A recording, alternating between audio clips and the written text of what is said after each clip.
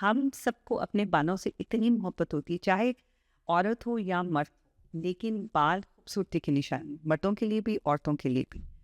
और जैसे ही वो गिरना शुरू होता है, दिल को कुछ होता है, हाथ पड़ता है कि ये क्या हो गया हमारे साथ। क्योंकि अक्सर ख़वातीन लेज़र करवाती हैं जब, तो उसके बाद कहती हैं कि हम लेज़र करवा रही है लेकिन बाल ज़्यादा आ गए हैं। अब होता ये है कि वो उसकी अगर एक स्पेसिफिक इंटेंसिटी उससे कम अगर रखा जाए और उस पर किया जाए, तो बजाय के बाल ख़त्म करने के बालों को रीएक्टिवेट कर। तो अब इसीलिए हम भी कहते हैं कि अब जब भी जाएँ तो एक्सपर्ट के पास जाएँ जिसे पता हो कि फ्रिक्वेंसी आपकी स्किन के लिए क्या है और किसी और की स्किन के लिए क्या है। जैसे ही वो बालों को हम इंट्रोड्यूस करते हैं एक्सोसोम्स के साथ, तो वो फौरी तौर पे उस पे एक्शन देना शुरू कर देते हैं। उसका रिएक्शन ये होता है कि वो जो हेयर फॉलिकल्स हैं वो दोबारा रीग्रोथ होना शुरू हो जाते हैं, और रीजनरेशन जैसे ही होती है तो वो बंदा जो ट्रांसप्लांट की तरफ जा रहा था वो ट्रांसप्लांट से बच जाता है। हेयर थिनिंग जब भी होती है तो वो रिवर्स हो जाती है। तो हम लोग क्या करते हैं, हम लोग सीधा बस कहते हैं कि एक्सोसोम लग जाए, 10 से सही। हो गया।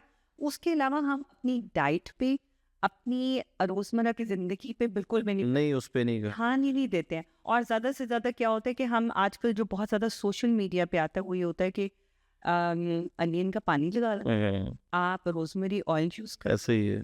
और बहुत से लोग रिलीजियसली, जो आप प्याज का पानी जी। निकाल निकाल के दूर से पता लगता है कि इस बंदे की ऐसे ही है। इतनी ऐसे स्मेल आती ऐसे ही है। एग यॉक बहुत अच्छा है इसके लिए, तो ये चीज़ें अगर साथ साथ, है। एग yolk से तो कोलेस्ट्रॉल हाई हो जाता है, ये भी ये भी एक चक्कर है। मिथ है। मतलब अच्छा, ये भी भी एक मिथ है। मैं अब तो ये भी चीज़ बता देता हूँ अच्छा, कि एग योक के अंदर ओमेगा 3 ओमेगा 6 होता है जो आपका गुड कोलेस्ट्रॉल बढ़ाता है। ओके।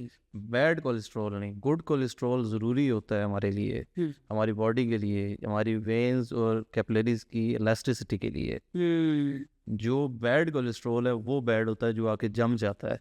वो आता है KFC जो खाते हैं आप लोग, जो आप यहाँ पे तली हुई चीज़ें लेते हैं, या फिर आप मसनूई ऑयल्स लेते हैं जो कि ऑयल होता नहीं है लेकिन उसे मसनूई तरीके से किया होता है, प्रोसेस्ड होता है, तो उसको आप लेते हैं। अच्छा, हम वापस आ जाते हैं एक्सोसोम्स की तरफ, जी। ठीक है, because this is the latest one, Right. Exosomes.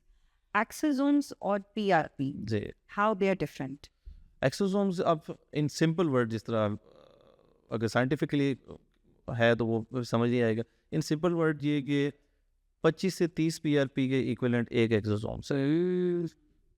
ये जो आपकी बालों की ग्रोथ होती है, is it related to your paternal side और मैटरनल साइड? मैटरनल, सो ननियाल से। ननियाल से, हाँ, ये पक्की बात है। अगर आपके मामू गंजे हैं तो आप पे गंजे होंगे ही होंगे। जेनेटिक है ना, उसमें आपने फिर टाइमली चीज़ों को ठीक कर लेना है, एक वो फैक्टर।